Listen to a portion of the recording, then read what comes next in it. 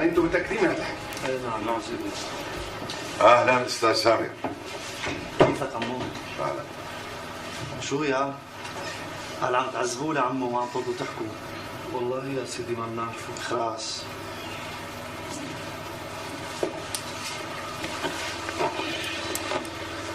اسمع انت وياه ولا؟ انا لسه لهلا ما دخلت بالموضوع بشكل مباشر. تارك التحقيق ياخذ مجراه.